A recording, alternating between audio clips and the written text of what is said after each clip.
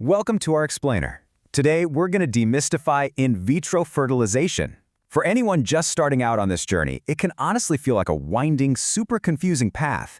So our goal here is to take all that confusion and transform it into a clear roadmap, using insights from top fertility specialists to help you navigate every single step. So if you're thinking about IVF, or maybe you're just starting, you might be feeling a little bit lost. You don't know what to expect, you're not sure if what you're going through is normal, and that is completely understandable. But today, we're going to lay out a map for the journey ahead, breaking down the process so you can navigate it with a lot more confidence.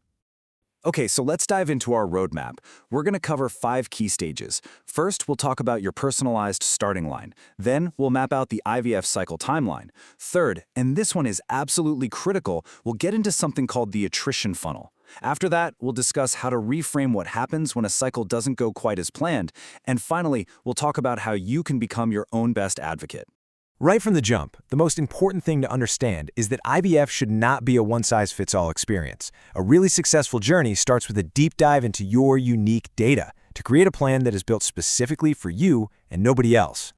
So, what kind of data are we talking about? Well, a good clinic is going to gather all of this stuff right up front. They'll do an antral follicle count, or AFC, which is basically an ultrasound to count the potential follicles. You can think of them as the little houses for the eggs. They'll also check your AMH, which is a hormone that helps estimate your ovarian reserve. Of course, a semen analysis is critical. BMI can actually influence your medication dosage, and genetic screening can help prevent passing on hereditary conditions. And this is exactly why all that data is so critical. Think about it. A patient who walks in with 30 follicles is going to need a completely different medication plan than a patient who walks in with 3. This initial work isn't just about ticking boxes. It's the foundation for your entire treatment, and it helps set realistic expectations for both you and your doctor. Okay, so let's move on to the timeline and see how this all builds. A common misconception is about how long all of this actually takes. It's often a lot longer than people think. So let's break down the real time commitment into its core parts. So here's a pretty typical flow. That initial data gathering we just talked about, you can probably expect that to take about a month. Then the active part, where you're actually taking the stimulation meds and going in for monitoring appointments, that's usually about 2 weeks. But the entire embryo creation cycle, from starting your meds all the way to getting the final report on your embryos, that's about a 6-week process. And here's the key thing. The frozen embryo transfer cycle is a totally separate process that also takes about 6 weeks. It's really helpful to think of each of those 6-week cycles as a building block. Your doctor should be asking you about your ideal family size. And why is that? Well, because if you're, say, 38 and you want more than one child, you'll likely need to stack a few of those embryo creation building blocks together to bank enough embryos for your future family.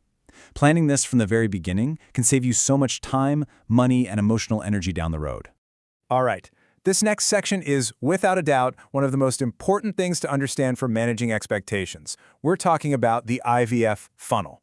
It explains the natural and sometimes really surprising drop-off that happens between the number of follicles you start with and the number of viable embryos you end up with. Think of it like this. You start with a big, wide opening at the top of a funnel, right? But at every single step of the IVF process, that number gets smaller and smaller and smaller. Understanding this attrition, this narrowing, is the key to understanding your own results and why the number you start with is rarely the number you finish with. Okay, let's walk through an example together so this really makes sense. Let's say at your first ultrasound, the doctor counts 15 antral follicles. This is your starting potential. This is the widest part of your funnel for this particular cycle. Now, after about 2 weeks of stimulation meds, it's time for the egg retrieval procedure. But here's the thing. Not every one of those follicles is guaranteed to have an egg inside. So from those 15 follicles, a great result might be retrieving 12 eggs. See, the funnel has already started to narrow. Next up, the embryologist takes a close look at those 12 eggs in the lab. It turns out only mature eggs are capable of being fertilized. So in our example, 10 of them are mature and ready for the next step. 2 have just dropped off. So those 10 mature eggs are then introduced to sperm. But even with the most advanced techniques, not every single egg is going to fertilize successfully. Let's say 7 of them do. We're now down to 7 potential embryos. Now, over the next 5 to 6 days, the embryology lab very carefully watches these fertilized eggs grow. And this is a huge developmental hurdle. not all of them will make it to the complex blastocyst stage.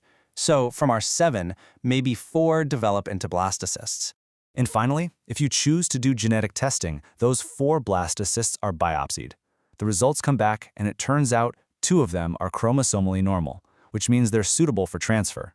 So think about that. We started with 15 follicles, and we ended with 2 viable embryos.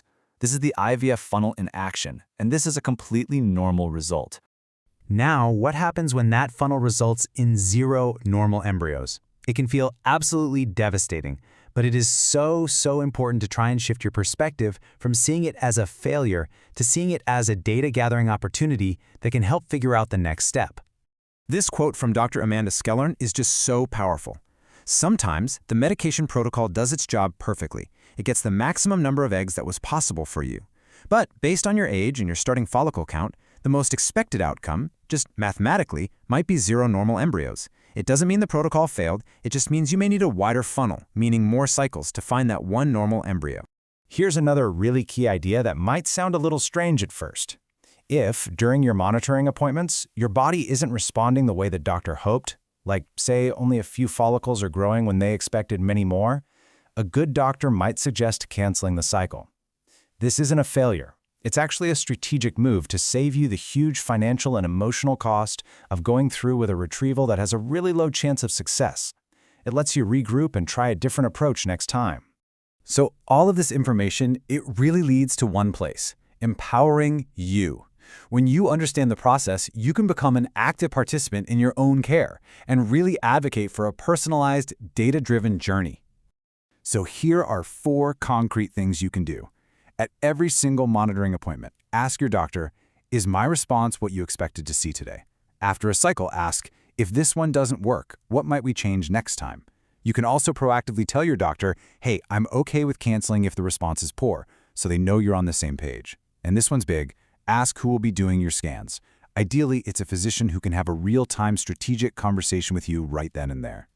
And please listen up, because this is a critical piece of information to have in your back pocket.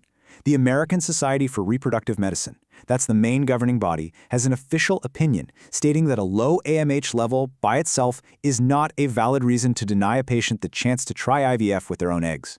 So if a clinic has told you no based only on that number, especially if you're younger, you absolutely have grounds to seek a second opinion. At the end of the day, it all comes down to this one question. An IVF plan shouldn't be some standard handout they give to everyone. It should be a dynamic strategy built from your unique data that's responsive to how your body is performing and is always aligned with your personal family goals.